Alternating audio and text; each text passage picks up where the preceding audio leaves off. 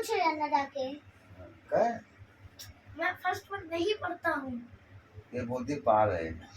पाल है वो, पूछ लेना भाई जाके। कहाँ रहती है? दूर रहती है। कहाँ?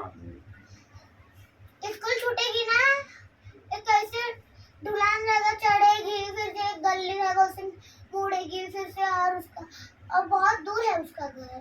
कहाँ? किलोमीटर कितना? 5 किलोमीटर। 5 किलोमीटर? हाँ।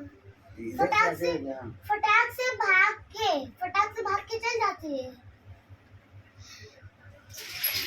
वो चांदी रहता है ना, उधर से चढ़ के फिर से एक वो रहता है। चांदी इधर है? अरे हम लोग के स्कूल के पास है वो चांदी, फिर से ऐसे गली रहेगी, मुड़ेगी, फिर से चल जाएगी अपने घर पे भाग के। शर्मा पढ़ाते हैं? नहीं, रेहाना मिस पढ़ाती, वो स्कूल में आती है। और कितने टीचर? बहुत सारे। एक रेहाना मिस, एक पूजा मिस। जिला कौन सा है? नहीं, जिला डिस्ट्रिक्ट इंडिया, जौनपुर यूपी। गांव? छोटी मोटी टीचर का नाम तो है रेहाना है।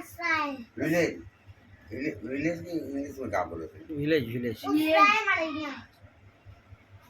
अगर तुम मोपरा गुम हो गई तो चली आएगी घर?